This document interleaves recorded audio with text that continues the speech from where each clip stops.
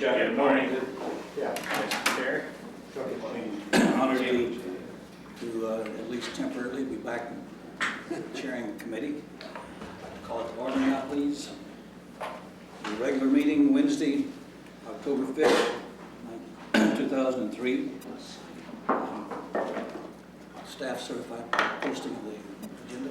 Yes, sir. As we proceed. Thank you. And roll call, Martin. Gazelle. Here. Bosworth. Callahan. Here.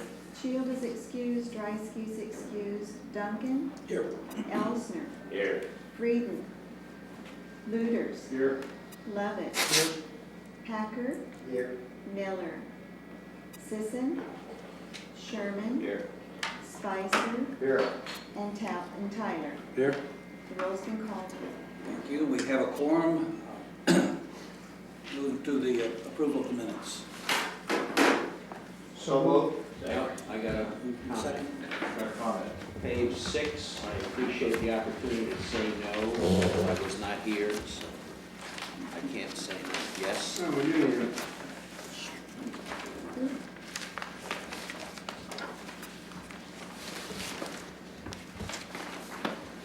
That correction. I have another correction, Mr. Chairman. On Page 1.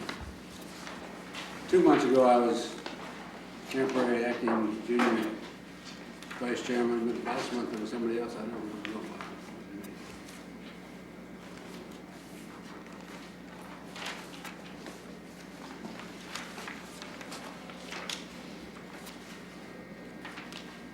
With those corrections? All in favor? Aye. Now we move to public comments. Comments limited to 3 minutes on any subject within the purview of the committee. Seeing none, we will move on to action items. Number 1, airport use and lease agreement. Yes, good morning, Mr. Chairman, members of the commission.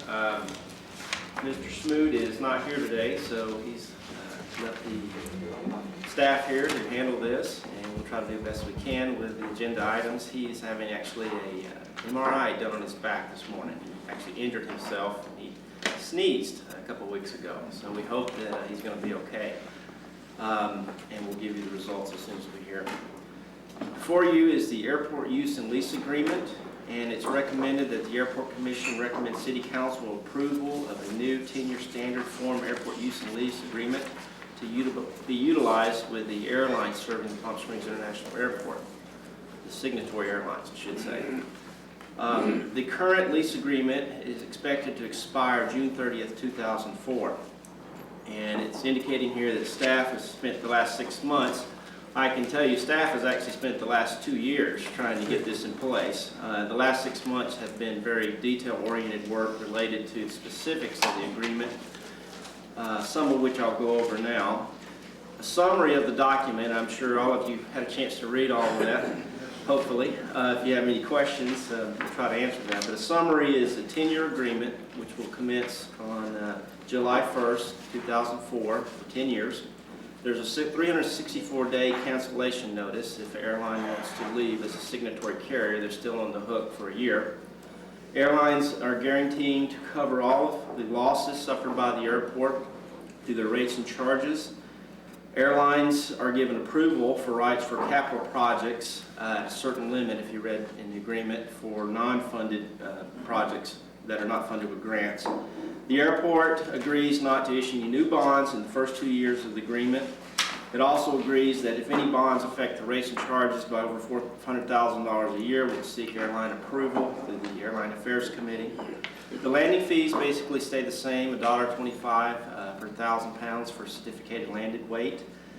The exclusive use space is also at this point staying the same. However, I should note to you that we spent about 4 hours on a teleconference call on Monday with the carriers, and this is one of the items that they may want to adjust in terms of their exclusive use space. They are running some numbers to look at that, but at this point it's scheduled to be the same.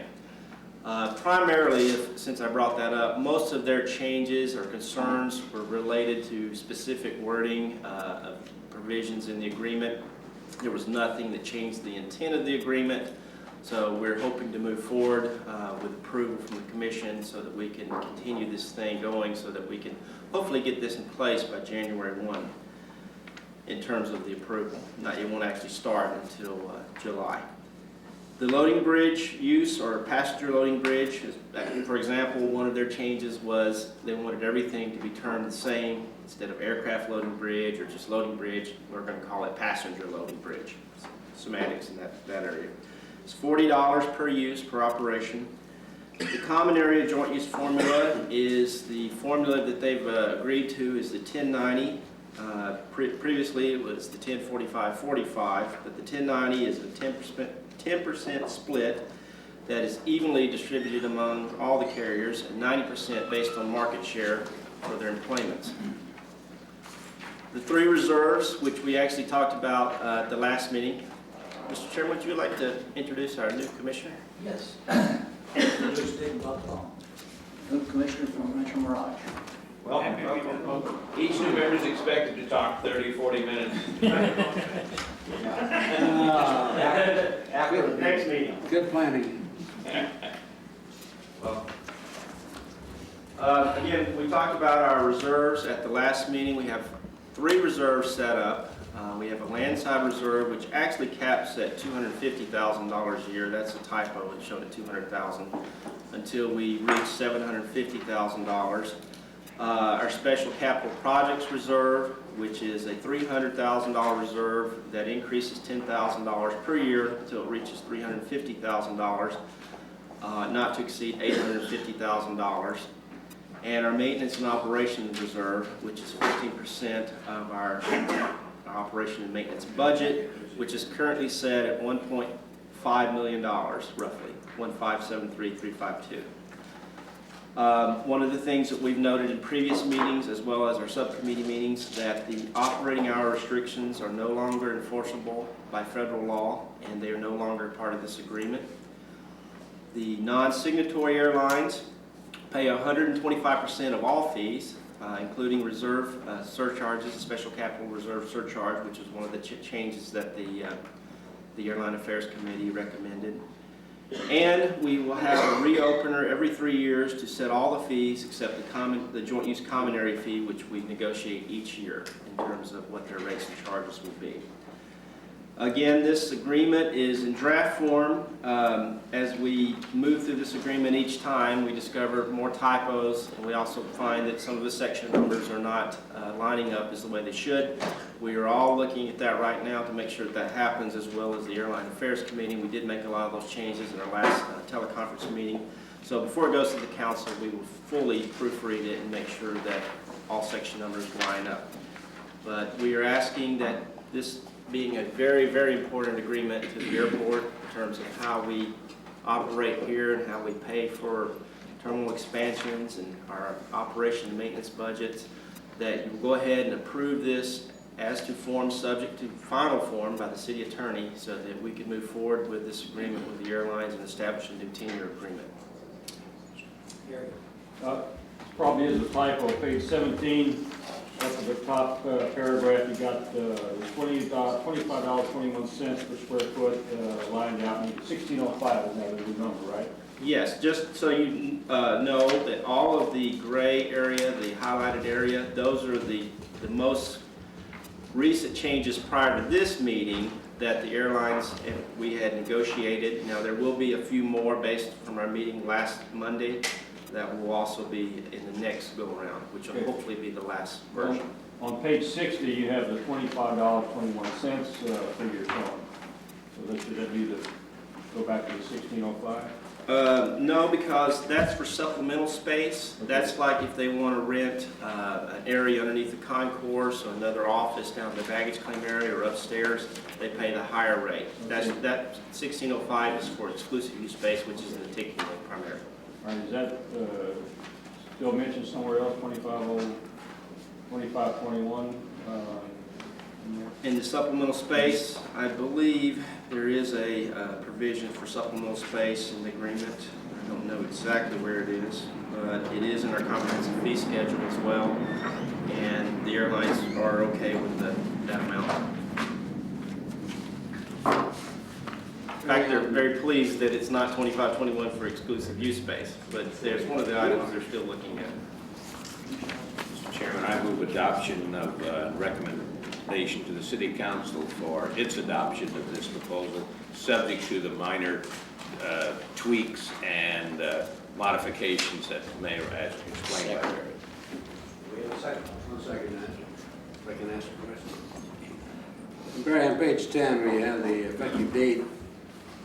I think it's pretty well set in concrete that when it's left blank here. Is that done on purpose? I'm sorry, I didn't hear you. On page 10, the effective date, my understanding it's the first. Yeah, it's anticipated to be July 1, 2004. However, we haven't totally finalized it. We'll fill that in when we come to a full. I fell asleep on page 11, so. There's a question, is this typical of lease agreements done at airports of this size? Yes, this is typical as a compensatory type of agreement. It's actually sort of a hybrid between a compensatory residual type of agreement. And one of the good things that we've done in this agreement is we've actually taken out a lot of the complexities that were in it before in terms of a lot of the things you see scratched out, which has simplified it both for the carriers and for us, which is a good thing. Further discussion? If not, all in favor? Aye. Opposed? Move on to item number 2, the grant process changes. Yes, Mr. Chairman. Recently, we had the good fortune to have our representative from the regional office, Mr. Eric Marion, visit us for a project closeout for, it's actually the National Geodetic Survey project that we did. And while he was here, staff had an opportunity to meet with him and talk about some of the changes that are occurring in the region. The division manager, Mr. Herman Bliss, has now moved to Washington, D.C., and he's been replaced by a gentleman named Mark McClarty. He was with the Planning and Programming Branch in Chicago in the Great Lakes region as their ADO for Chicago O'Hare, our Airport District Officer. And basically, he's brought a lot of the changes with him in terms of how the other regions operate. What we were told is our region has always been very fortunate in that we've been able to seek grant funds based on what we estimated our design costs would be and our construction costs. We are no longer going to be able to do that. And one of the reasons is a lot of airports have not been able to spend their grant dollars in a efficient manner like we have. We've been very proactive in spending all the dollars and staying on time with our projects and closing the grants, but some of the other airports in our region have not. So therefore, we are going to have to start to budget for the design costs so that when we go to get a bid from the FAA, we'll not only have to have paid for the design, but we'll have to have a hard bid for construction in place so that when we go to the FAA, we'll have actual dollar amounts for that grant request.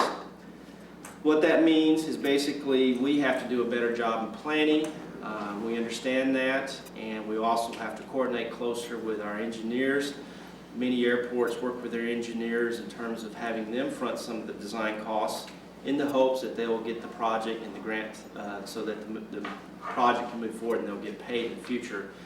And that's a standard that's across the country now, and we feel comfortable that there'll be many people who'll be willing to do that as well.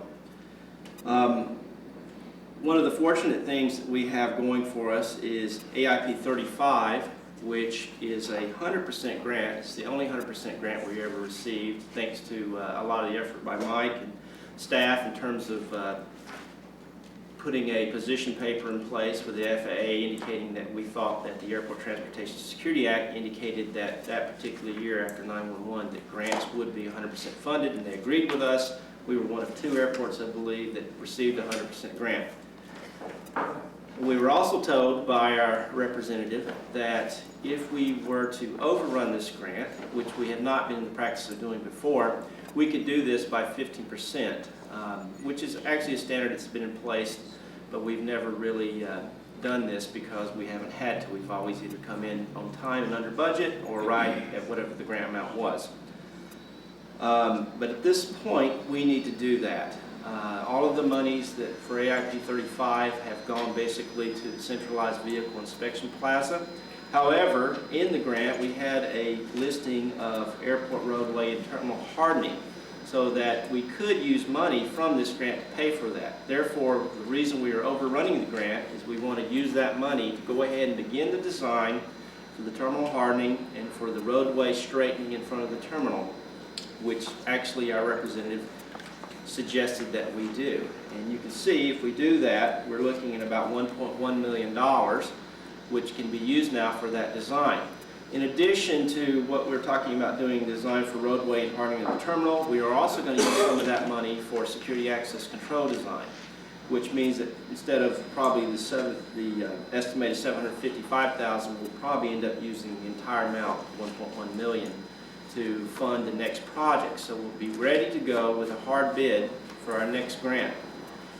But basically, that is the background of what we're going to have to deal with now with the FAA, which again just means that the airport has to be more proactive in planning our projects and saving for the design of the cost for the project so that we're ready to get our bids in January and start construction this summer.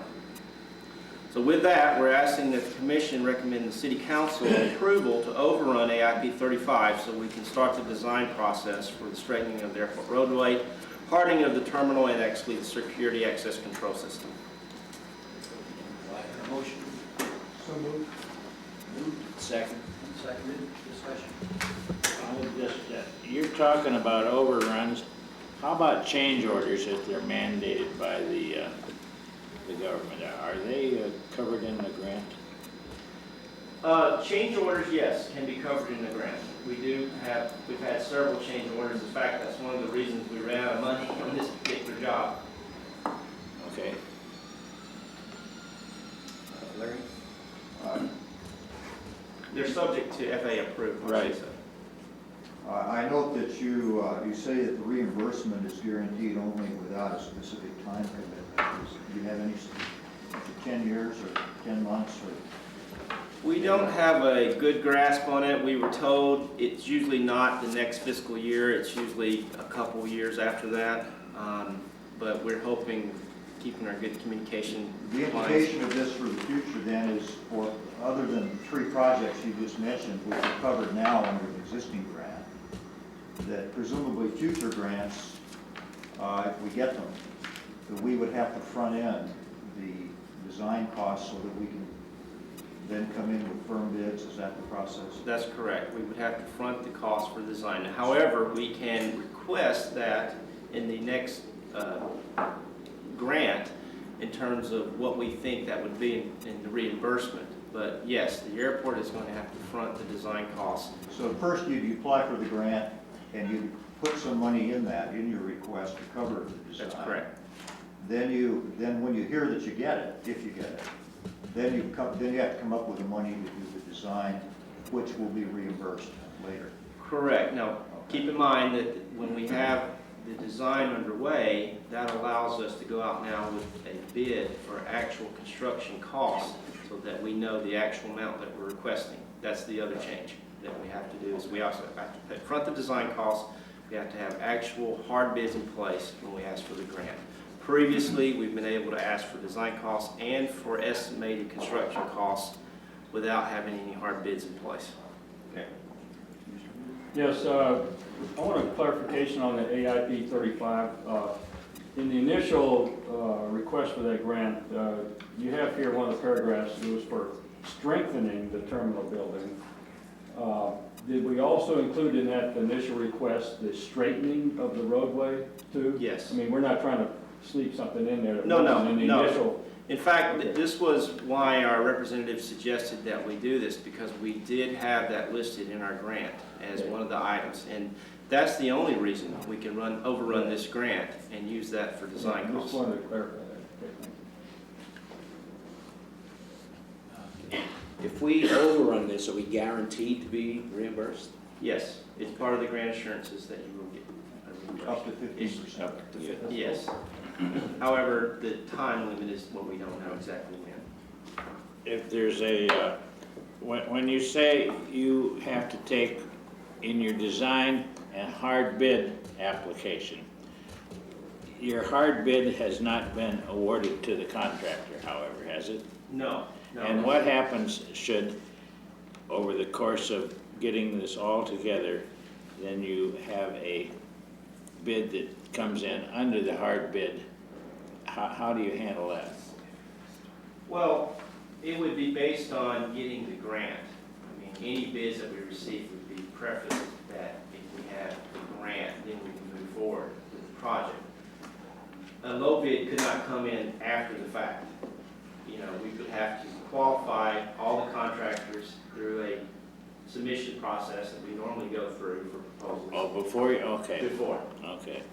Commissioner Power. Yeah, I understand what's going on here. It seems to me now we have to be extremely careful that when we solicit bids and get bids, the period in which that bid is valid has to be extended to allow for all the time it takes them to process grants and whatnot, which can be considerable, I think, in time to time.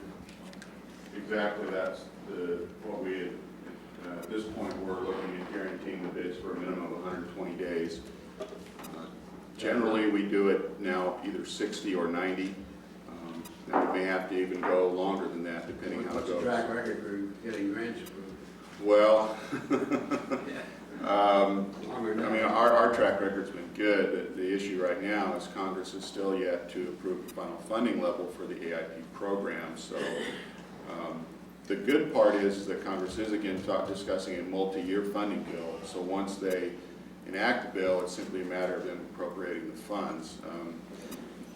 There seems to be a lot of movement within all the federal agencies to go to this type of approach, and I think there's a lot of support for it in Congress so that they can get more accurate information, and with the understanding from Congress, you know, you need to keep the money flowing to us, and we'll do our part.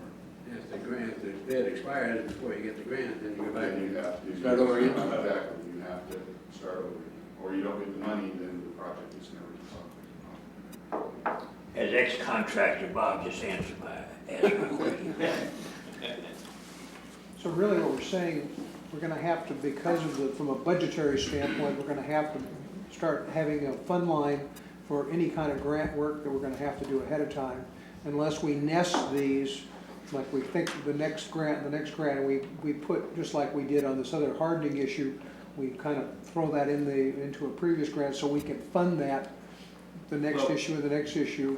Yeah, but keep in mind, we really don't want to overrun our grants each time just to cover design costs, because the FAA would probably not approve that each time. However, this time they're allowing us to do it. But I mean, but we're But talking you're about right, some we do have significant to- amount of money on both the design and the bidding structure that we're gonna have to Yes. set aside as a budgetary issue. Correct. It's one of the reasons it's so important for us to get this agreement in place with the airlines so that our reserve fund can, again, be built up so that we have that money for those special kind of projects. But again, the design money can be reimbursed after you've expended all I the mean, funds. it's after the fact, but Yeah, again, exactly. we're talking about, There but could be a 2 to 3 year delay in that cycle, how that goes through. if you go back to exactly. Bob's comment, if the project doesn't get approved or we don't get it, Then we're out that money. That's exactly right. Looking into the future, is there design or concepts that we're looking at that could be into this later? And what are they? In other words, what kind of planning are we looking 3-5 years down the road that might We're come under actually, this we're grant? working on our ACIP, or Airport Capital Improvement Plan list now, which is going to be, previously wasn't the most crucial document that we worked on. We did have to submit one each year to indicate what our projects were going to be. But now that's really going to be the sheet of paper that the FAA is going to use to fund whatever projects we have. And at this point, we don't have that to give to you because we're still trying to decide, but there are things in there such as some Part 139 improvements to the airfield.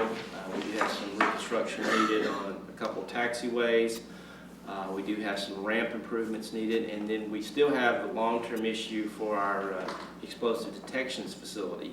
What we have in the back now will get us by for a few years, but we still have to look at that for an overall design, as well as placement of our hold rooms. Further discussion? Hearing none, all in favor? Aye. Opposed? Move on to item number 3, parking rate adjustments. Yes, Mr. Chairman, the revised disadvantaged business enterprise program, it's, did I skip one? Oh, I'm sorry. Parking. I know it's exciting. Yes. Report.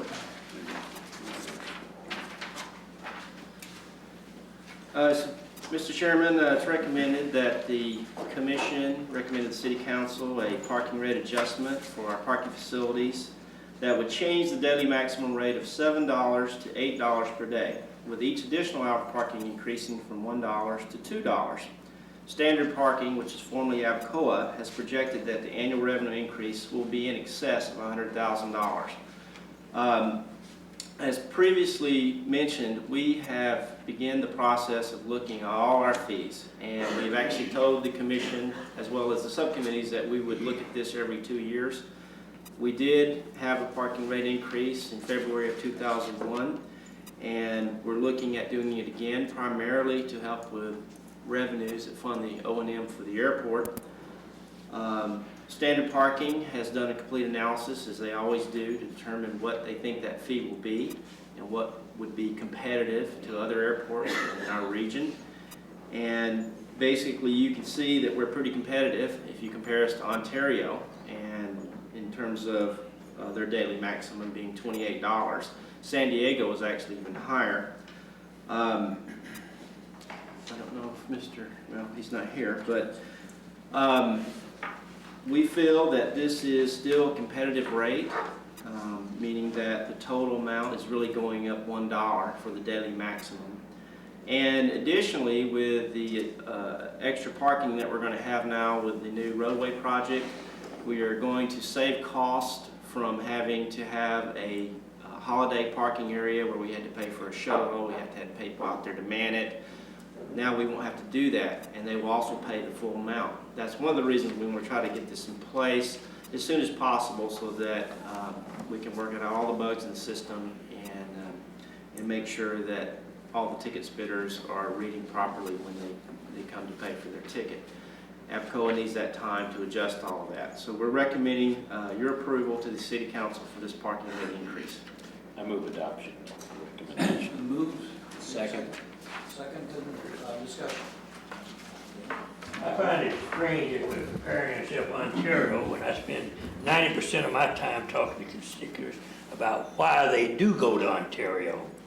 And doubling the each hour rate, to me, it seems like we're helping their cause of going to Ontario to me.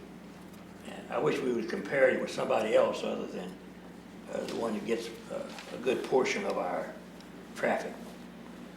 Yeah, but when they get there, look what they have to pay. You beg pardon? When they get there, look what they have to pay. $28 versus $8 or $7. Standard parking is their fee based in any way on the parking rates? We raise our rates, do their fees go up? No, their fees do not go up. We have an agreement with them, and So there's not a conflict of interest for them to do this study?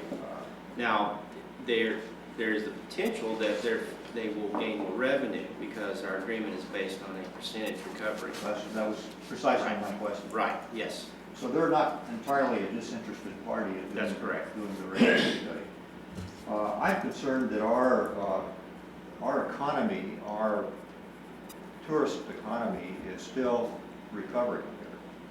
And we're proposing as much as 100% on the hourly rate increase. At 14% on the daily rate. Even taking the lower number of 14%, that far exceeds inflationary rate over the last 3 years, the cumulative one. I think this sends the wrong signal to the community here that depends on tourism, and I'm not in favor of it. I have an issue with the first hour of parking. The problem being here is because of the security issues of not being able to just drive up and wait for your passenger to come, people are going to be more forced to go park. Okay, so the first half hour is $1, but if you stay 45, 50 minutes, it's gonna be $3 versus, say over in Ontario, would be. It'd be $2 if you're within 1 Right, hour. it says each Each additional additional hour. hour after the first hour. The first hour is gonna cost you $1. No, you got first half hour was $1. So I interpret that as a second, you were there 40 minutes, you're gonna be into the hour number 2 of it, right?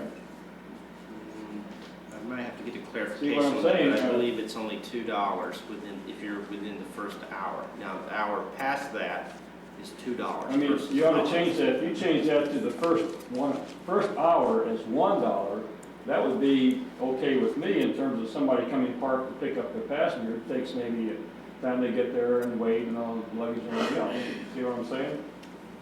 Okay. And the second thing I question is, on the chart of the structure here, it was in our packet, you got long-term parking as a parking lot, but there's no long-term parking rate in our schedule. That's not really long-term parking. It shouldn't be termed that. It's parking. You're right. There is no differentiation between long-term or short-term. But It's it might parking. be It's all fair to call it remote parking. It just falls away. What's one of the things we're going to be looking at is perhaps implementing a short-term lot in the future and a long-term lot, which again would require a readjustment of the parking fees. But at this point, that should just be called parking. I've flying to and out of a lot of airports over the years, and I'd give anything to pay $8 most places to park. We still are a bargain.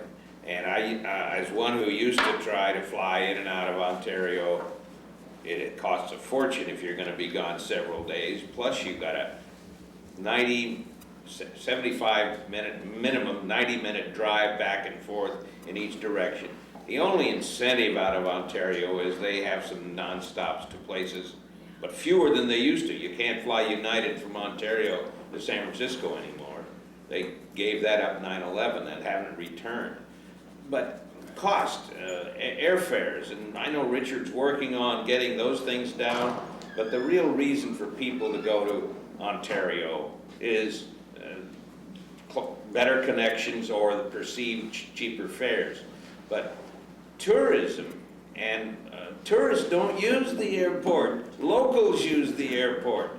I mean, somebody flying from Timbuktu to Palm Springs is going to rent a car, but they're not going to pay our parking fees. This is for local residents. And $1 more is, I think, still a bargain, is what I'm saying, to park. $8, I remember back in the 70s when there was one lot right still briefly at LAX for $6. Well, that changed and it's gone up and up and up ever since. My point is, it's not, I know it's more than the cost of living percentage over the last 3 years, but I don't think it's exorbitant, and I don't believe it will adversely impact on our business here. I had no objection to raising the daily rate to $8, but I do have an objection for the first half hour. When you come to Yeah. pick up somebody at the airport, it's That- usually That's between. the current rate. I understand that. I understand that. What I'm saying, it's always you're into the second hour, you're into the additional hour. So this would cost $3. I'm saying Into about the second hour. yeah, and you're almost always in there. When you come to pick up somebody at the airport, you're always afraid the plane might be early, somebody's gonna come in, so you get there early.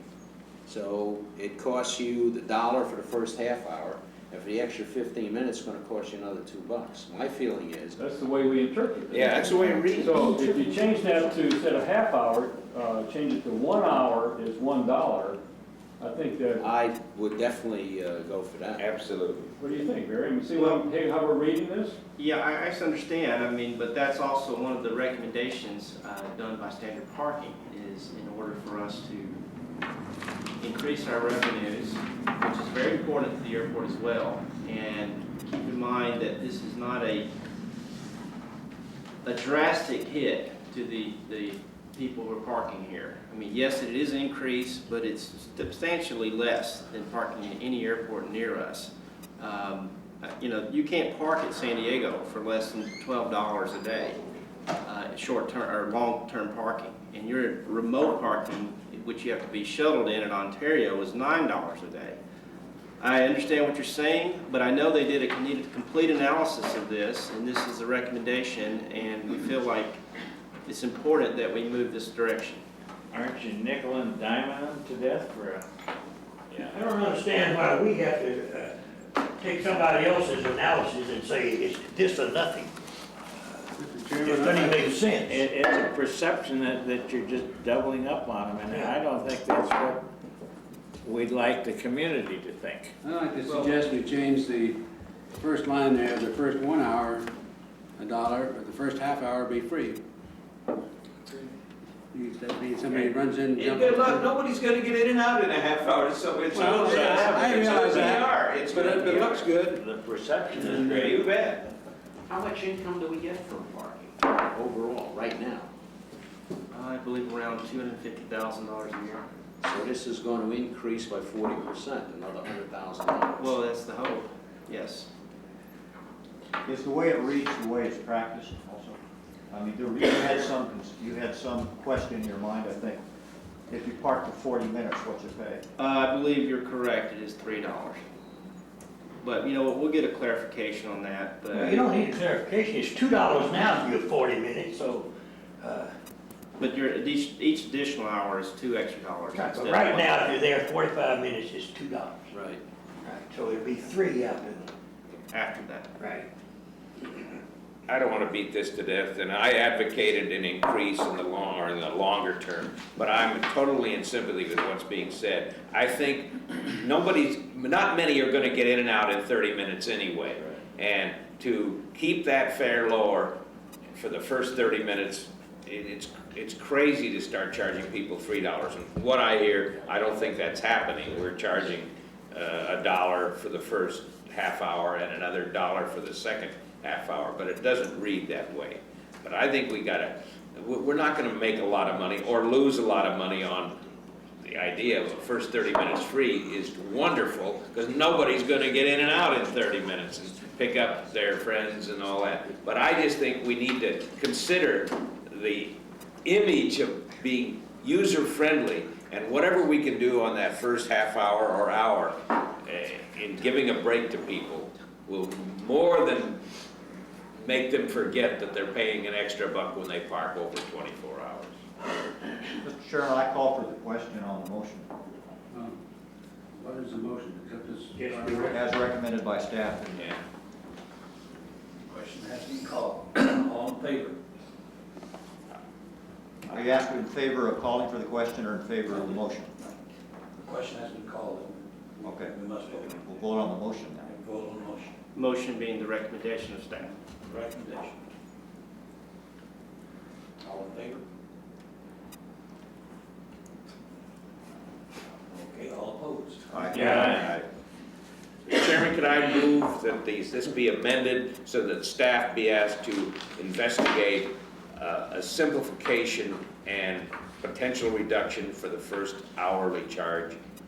However it's broken down, 30, 60 minutes, whatever, they need to look at adjusting that, because that's not gonna have a big fiscal impact on us. Since we're advisory, well, why don't you just make the motion? Okay, I move that staff, Or just change that? that the changes be $1 for the first hour. Is that fair? That's good. That simplifies it. And then the rest as presented. And the rest as proposed by staff. I agree. First half hour. Well, I don't know, do you want to go that, I'll make that motion, but I don't think anybody's gonna, it's moot, it may be just a gimmick, because people, The argument part. yeah, and I don't know whether APCO would go for that. Mr. Chairman, may They're I working for us. make a Yeah. suggestion? We had hoped to get this in place before December 1, and we'd still like to meet that timeline. So I suggest that we put a subcommittee meeting together as soon as possible, to talk about this, and see if we can come up with another recommendation for the next meeting. I think there's one here ready to go, if you want to take it. I think you really don't have the financial impact. Somebody's got to come back and do it, because we could be having a major financial impact on us without knowing what that kind of a change would be. Right. And we don't have that data, and APCO would have to come back and do it, so I think. Well, I think if we just go simplify it, $1 for the first hour, I can't envision that many people, I Breaking think one of the up. reasons we went to the half hour is because many people understood that if they got in and out of the airport in a half hour, they didn't pay anything. And I do think that would drastically affect our revenues. I think we need to well, consider the motion that. is for $1 an hour. It's for the $1 for the first hour. I didn't move to. I'll second the motion. Moved and seconded. The motion includes just for the changes in the first hour, and then, as you said, Yeah. First hour. We're just substituting hour. We're deleting the half. No, we're still doubling the amount each hour. I don't care how you. After the, yeah. But I say the first hour should be $1. To avoid the financial impact that could result from changing something like that that's in the staff report, if I might suggest, you just accept the daily rate change at this point in time and allow staff to reevaluate the first half hour and additional hour. And so therefore, the motion that could be put on the table now would be just to change the daily rate by $1, which would allow staff to get it to the council by December 1, and allow that change to take place, and would allow staff time to reevaluate the other hour in the first half hour. And that way you're not changing the financial impact of that first half hour. It leaves that the same, but it changes the daily rate and only the daily rate. And that is part of the staff report that was done, is to change the daily rate. And that's just a suggested possibility. Okay, I'll withdraw the second then. Mr. Chairman, we have, So you're taking that motion off the table? But I'd like to hear from staff, all the staff, if this is doable in the time frame they have, because we don't want to hamstring them in getting it to the city council. Mr. Chairman, we can relook at the recommendation that was presented. We can go ahead and move forward with a daily maximum rate of $8 and then bring back another recommendation. Perhaps we may have to call a special meeting of the commission to look at the first half hour and each additional hour cost. And we will have someone here from APCOA to make sure that all costs are represented and so that you understand the impacts. I so move. Second? Second. Seconded. Further discussion? I feel like we ought to drop that half-hour free issue, because that might promote people driving around. What we don't want is people driving around, and timing it, okay, I'm gonna shoot it here, get a half hour free. So I think the 1 hour, $1 1 hour is a good concept. I agree. Further discussion? All in favor of the motion that's on the table? Aye. Opposed? all we're doing is changing we are agreeing to the daily rate. Agreeing to the Yeah. daily rate. And we're asking them to take a look at simplifying the other. Right. Okay, moving on to disadvantaged business enterprises. Yes, Mr. Chairman, Commission, it's recommended the Airport Commission recommend City Council approve the Palm Springs International Airport's revised Disadvantaged Business Enterprise Program. Federal regulations require that we have a DBE program in place, which we do, and previously has been approved by the Commission and the Council. However, we did have to make some revisions, which is not uncommon in this process. Each year, we do have to establish a federal fiscal year goal for all of our AIP projects, which is part of our AIP program. But the revisions in front of you now are basically in how we do our record keeping in terms of getting all the information from potential bidders, names, addresses, phone numbers, income, personal net worth. Those things we were doing before, but we've enhanced that now and how we're accomplishing that, as well as there is an organization called the Unified Certification Program, formerly known as Caltrans DBE division, which is now the state's enforcement agency who oversees all of the DBE programs across the country. not across the country, across the state of California. The FAA monitors for the country. But we are in compliance with 49 CFR Part 26, and basically it's an upgrade to our program, and we're asking your approval. I hear a motion. So moved. Second. Moved and seconded, discussion.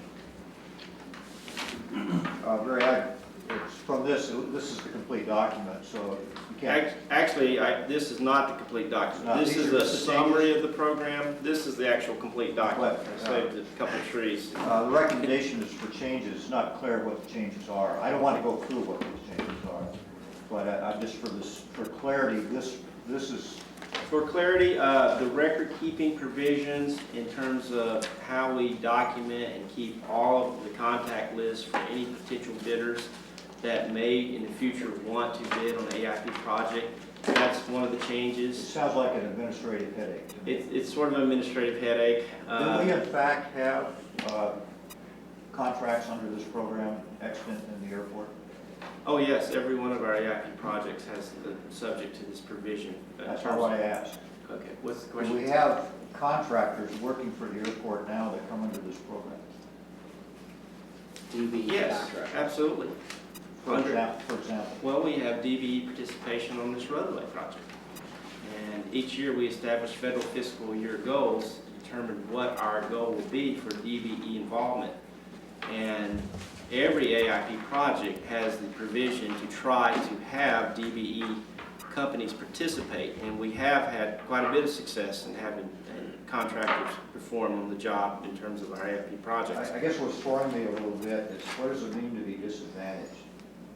Disadvantaged business? Oh, well, I need a couple hours to talk to you about that. I mean, is this somebody that's physically handicapped? No, Is this a no. minority firm? Or what are we really talking about? There are quite a bit of definitions about who is disadvantaged, but it's primarily related to personal net worth, and if you're, I believe it's over $750,000 in personal net worth, you can no longer be considered disadvantaged. So small business attracts small businesses, is that part of the goal here? Part of the goal. And, you know, disadvantage does not necessarily mean whether or not you're a minority. It could also mean whether or not you are race neutral or race conscious, which race neutral means that you are not necessarily disadvantaged, but you fall under the parameters of 49 CFR, which you meet the qualifications under the requirements of the regulation, which it's hard for me to explain to you entirely what a disadvantaged business person I'm is. just trying to get the essence of it. Small, below a certain level of net worth. Sure. So a contractor comes in and says, my firm's net worth is below $750,000. That's one of the criteria that would qualify. One of the criteria is also your background, whether or not you're American Indian or You Hispanic. get points for that. Well, those are considered disadvantaged enterprises. All right, I think I get the sense of it. Thank you. And on page 4, you indicate that there are no such DBE institutions in Riverside County, Palm Springs, Palm Desert, or County. Financial institutions, those are the institutions that loan money to these DBE organizations in order to fund the project. So we got those kind of institutions, but we don't have anybody to lend the money. Well, no, there are not these disadvantaged financial institutions in the valley, DBE financial institutions. There's no banks that. No banks, that's what they call it. So what, we don't typically get banks out here taking our infrastructure. Are there DBE, qualified DBE companies here that we go out for? Yes, there are. Now, how come And that's we, part of the record-keeping requirements that are how followed. come on page 12 we fall under San Diego County, they just administrative branch and handles? Right, that's basically the Unified Certification Program. That's the agencies that they have given the authority to administer our program and administer participation in our program through the database that they maintain. There is a database that maintains all DBE firms in California through the UCP, and that's who we look to in terms of verifying if people are disadvantaged or not. Further discussion? Not all in favor? Aye. Opposed? Carries.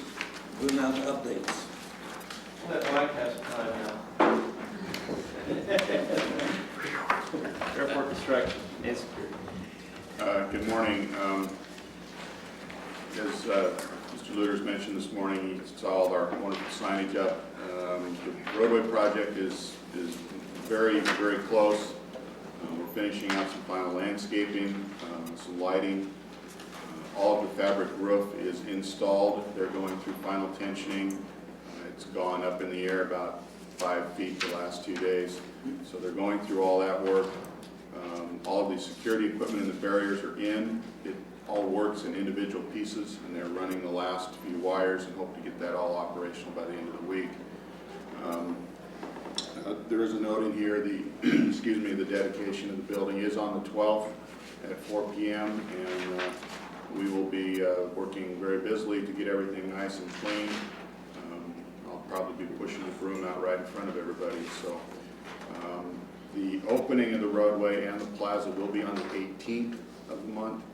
We're going to open it in the mid-morning. I don't want to have to try and open it in the middle of the morning rush hour. So it'll be open in at that time, and then we can occupy the facility and begin to work out of it. In conjunction with that, we're working on getting the size restrictors removed that are in the existing parking lot, so we're working on cleaning that up and trying to get everything as undone as we can before the Thanksgiving holiday. We're anticipating a big weekend, so we're working through that. As far as EDS, again, I hope all of you found the tour last month very informative. We appreciate you going. As far as the airport, there's just a few minor items for us. We're putting on some door hardware, some punch list items and things like that. TSA has gotten some of their baggage moving equipment installed, which has helped the process. We have a couple pieces that we just are finalizing this week. Alaska Airlines is doing a modification of their belt system, so it is all kind of getting done. It's not been the smoothest project that I wish we had, but it is all getting done. The metal canopy that goes up outside the building is still under design. Unfortunately, the design they brought out 10 days ago didn't match any of the measurements they took in the field. So somehow the guys doing the measuring didn't get the right info, or something happened with the engineers. So unfortunately, that just really took a hit on the timeline. So that is still out there. And past that, I think that's really all I have. Unless there's questions, I'll be happy to answer.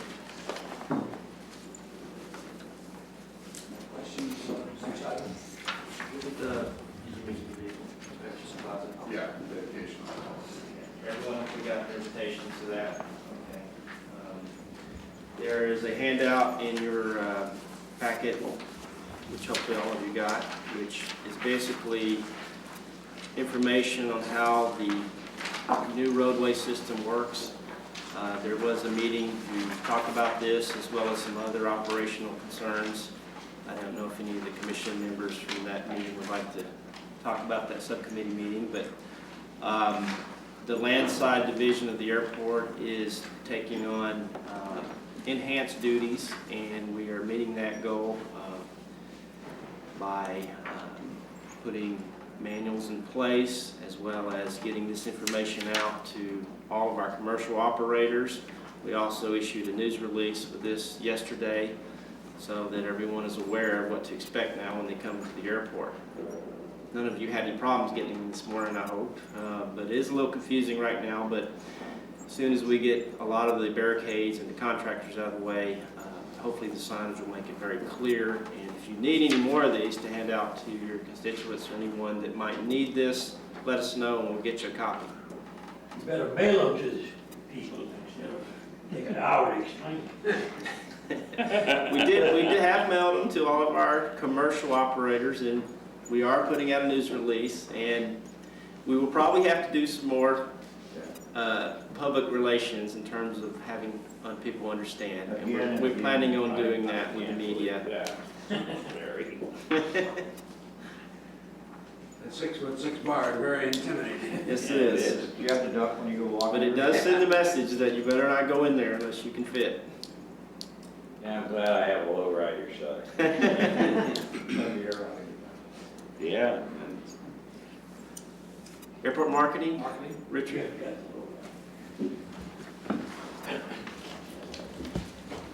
something that was promised to you at the last meeting was the fall air service update that was presented to the JPA for the CVA, which is their executive board that oversees them.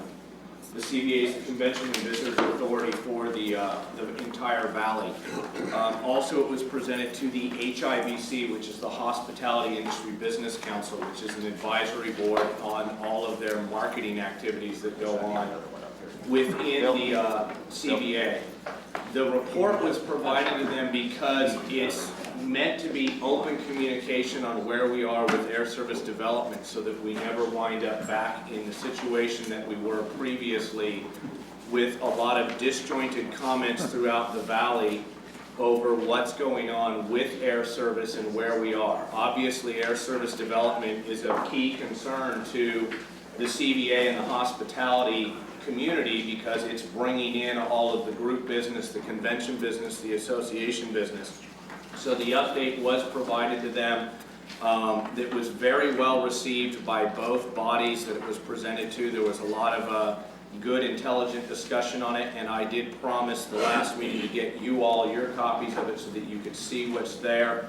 It goes over some of how we got there, some of the highlights of each year. If you go to the third page from the end, that is kind of the summary of what all's in there and what's really developed out of the entire efforts of the Air Service Development Program, which is for this year we've added 251,000 new seats to this market. Those seats, without those seats, you wouldn't have the revenues inflowing that you have. You wouldn't be seeing the increases in the parking revenue. The rental car revenues are correspondingly up about 10%. And also just the overall economic vitality of the valley and the airport, you know, having those additional 250,000 seats in. So the program thus far has been a huge success. We're very excited about it. We're continuing to move forward and forge new relationships such as the one we made with US Airways this year on talking with them about service out of one of their hubs, and we're going to continue to move the program forward. If any of you have any questions, feel free to give me a call. If you have any now, you're welcome to ask. But I just wanted to provide you the report as an update piece so that you could see what was being presented around the valley. It is also going to be presented to one of the city councils in the valley at their request that they get that, so that will be provided there. If you need additional copies, just give me a call. Another marketing item that the marketing subcommittee has seen a little bit of and is now underway is the customer survey that we're doing now in order to assess ourselves and see how we're doing. And in doing so, the survey gives us that information related to what the commission endorsed unanimously a couple of months ago, which is the customer care program for Palm Springs, which involves the Dwayne Knapp brand study implementation as well as the overall customer service program here. And so the efforts of the survey are to give us a little bit look at how our passengers view us and what sort of comments we are getting back, and it'll give us some sort of analysis on where we need to improve ourselves, where we're doing well. So hopefully once we have a few more of these filled out by our customers who so far have been very happily participating in it, we'll be able to get a little bit of a report out to you and take a look at ourselves and try and improve upon those areas that perhaps the customers feel that we're lacking a little bit, which hopefully we won't have many of those. And if any of you have any time on your hands, we would certainly accept a volunteer effort of a commissioner. I know a couple of the people on the marketing subcommittee offered their time to help out, but if any of you others want to do that and want to just help out with the survey work, then I'd be glad to do that with you, and just give me a call and we'll set that up. Rich, which city council are you scheduled to talk to on this one? Indian Wells. When? In December.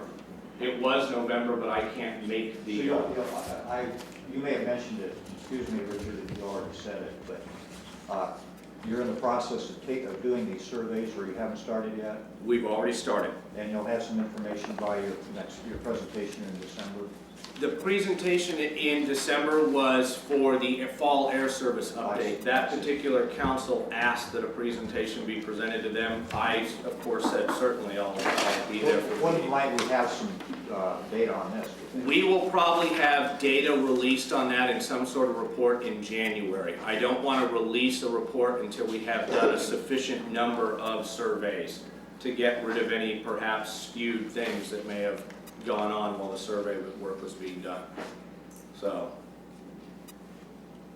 Did I read somewhere that there was a proposed Detroit service that didn't come on? yes, the Detroit service was reported in this room that that flight was in fact loaded in the system, but at the last minute, because of some changes and shifts in aircraft, it was pulled from the system. But there was a period of time where you could have looked it up in the Sabre system, and it would have said that there's a nonstop flight on weekends into Palm Springs from Detroit. They just had to pull that, but I still saw it as a positive because obviously we're making some headway there with Northwest in trying to get them to service out of both hubs.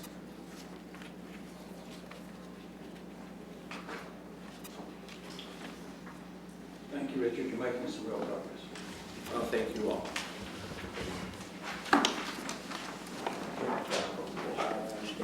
Any other? Yes, Mr. Chairman. Somewhat hesitant to put this on film, but since he's not here, we wanted to just let the commission know that we are hoping to have a nice presentation from the commission to give to Mr. Smoot at the next meeting in December. We have one of our, well, I'm not going to tell you what it is, but something very nice that's a memorial piece from the airport that on behalf of the commission, we're going to allow you to give to him. We'll also have some refreshments and things so that his next meeting, which will be his last meeting as the Executive Director of Airports, the commission then can recognize him for his efforts. Then there's the dinner on the 12th? Yes, that's correct. December 12th at 5:30 at the Convention Center. There is a celebration dinner and reception for Mr. Smoot. Retirement. Barry, I was going to ask you after the meeting, but I think it may apply to others here too, that I would like to get some kind of a certificate for Al from Riverside County.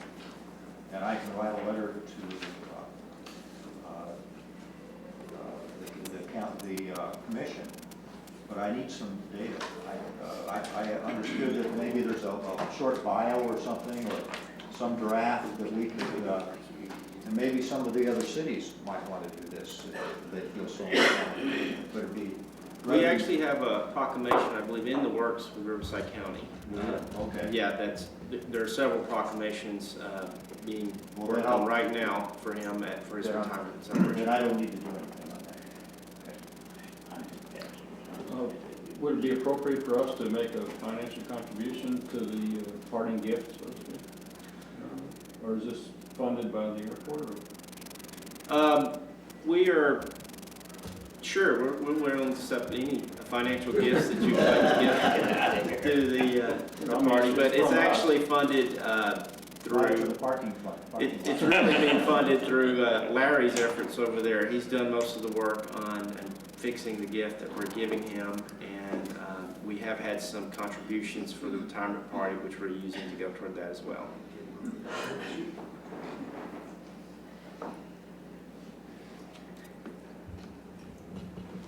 I don't believe we have any added starters. No, sir. Commission requests and reports.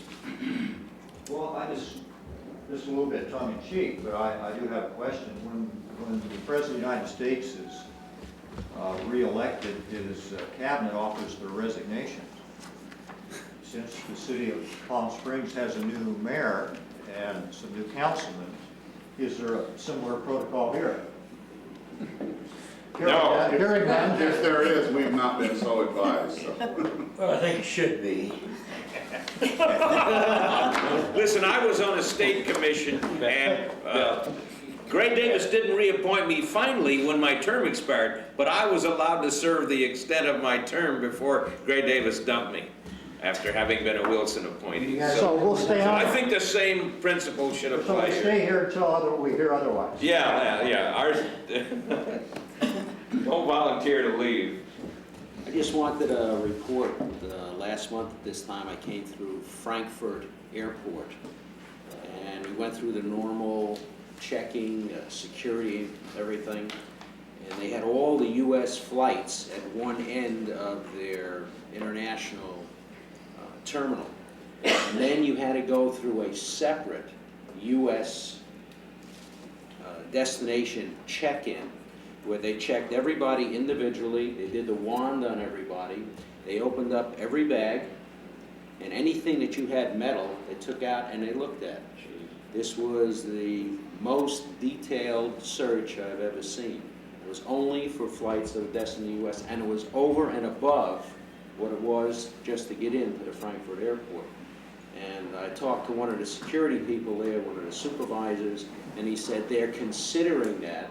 The US is requesting that kind of security checks at other international airports in Europe. So, Chairman, I was gonna thank Chief Fred, who's already left apparently, for the celebration and the dedication of the new fire trucks the other day. That was, those of you who were there, you got an e-ticket ride and those things going and charging across the, not only on the street, but cross country and on the gravel in between. That, pretty exciting stuff. I think it's upgraded our capability far above most other airports in California. Yeah, my question is, our parking concessionaire, how long is his contract, their contract? That got extended, I believe it was last year, and I believe it was extended for another 5 years. But it's not only just for the airport, it's also for downtown parking as well. But I'll bring that staff request reports. Any other commission requests, reports? No, moving on to the council actions. Should have a copy in the packet. And correspondence. From Mr. Buchsbaum, thank you for being here. Maybe you've got the bad throat? Man, a few words. We could use that on this commission.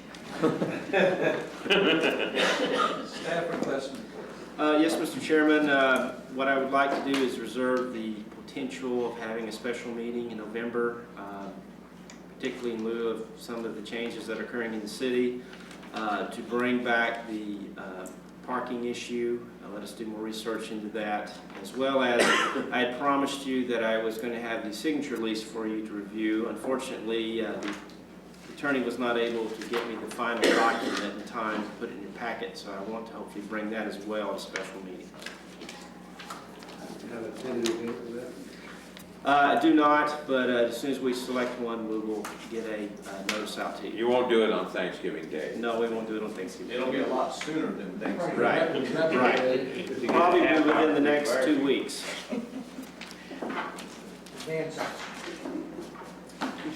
And with that, Stay all day.